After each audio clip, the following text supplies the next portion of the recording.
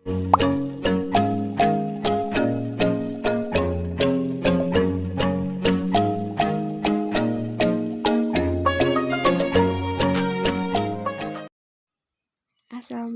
warahmatullahi wabarakatuh.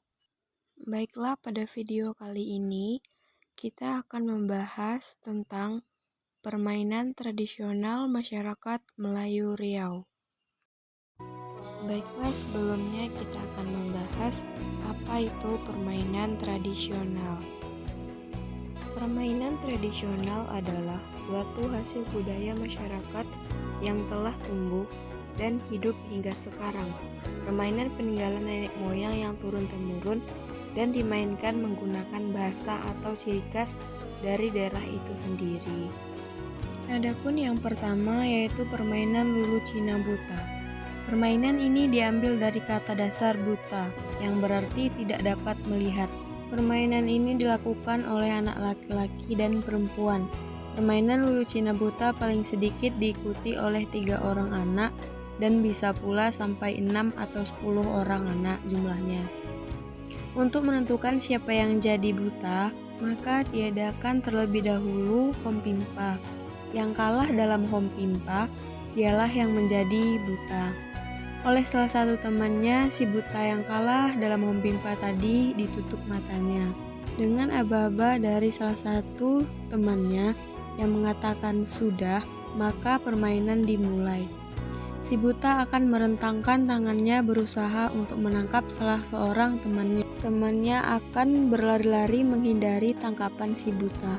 Apabila si buta berhasil menangkap salah seorang temannya, maka dia boleh meraba-raba temannya yang tertangkap dan menebak siapa teman yang ditangkapnya.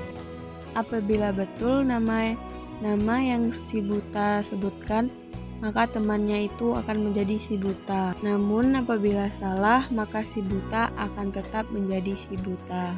Begitulah cara permainan lulu Cina buta itu secara bergantian memegang peran si buta sampai mereka telah puas bermain.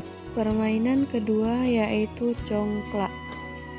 Congklak terbuat dari kayu dengan bentuk papan yang panjang yang dilubangi sebanyak 14 lubang sebagai anak dan 2 lubang sebagai lubang induk yang terletak di ujung kiri dan di ujung kanan.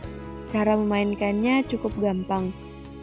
Dimainkan oleh 2 orang pemain secara bergantian memainkan buah dengan mengisi lubang.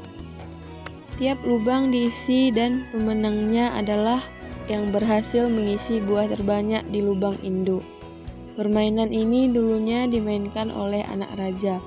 Permainan ini dapat dijumpai di hampir seluruh wilayah Indonesia.